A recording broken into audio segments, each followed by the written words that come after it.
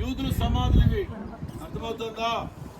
యూదుల సమాధులు, యూదులకు ఒక ఆచారం ఏంటంటే ఈ సమాధుల మీద రాళ్ళు పెట్టారు చూడండి.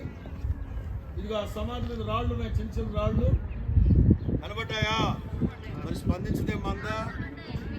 అదిగో అక్కడ 5-6 రాళ్ళు ఉన్నాయి సమాధుల మీద. ఆల్మోస్ట్ ఎక్స్ట్రా రాళ్ళు పెట్టున్నారా? ఎందుకు పెడతారంటే ఆకతాయి కుర్రోళ్ళు చేసిన పని కాదు అది. వాస్తవంగా మనం జ్ఞాపకార్థ కూటాలకి లేకపోతే సమాధుల పండగకి వెళ్తుంటాం కదా, వెళ్ళినప్పుడు క్యాండిల్స్, కొవ్వొత్తులు, పువ్వులు పెడతారు. అవి 2-3 రోజుల్లో వాడిపోతాయి. కానీ వీళ్ళ యొక్క పద్ధతి ఏంటంటే, ఒకటి ఇక్కడ పువ్వులు దొరకడం స్కేర్సిటీ, ఎక్కువగా పువ్వులు దొరకవు.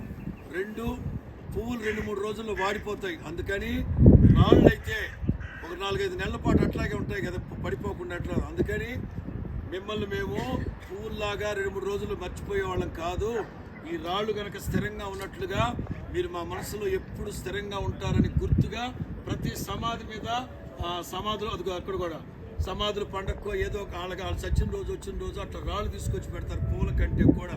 ఎందుకంటే త్వరగా మర్చిపోం మేము, మా జీవితాల కలకాలం మీరు నిలిచి ఉంటారన్న సదుద్దేశంతోనే వాళ్ళు ప్రతి సమాధి మీద రాళ్ళు చూస్తారు. ఇవన్నీ యూదుల సమాధులు.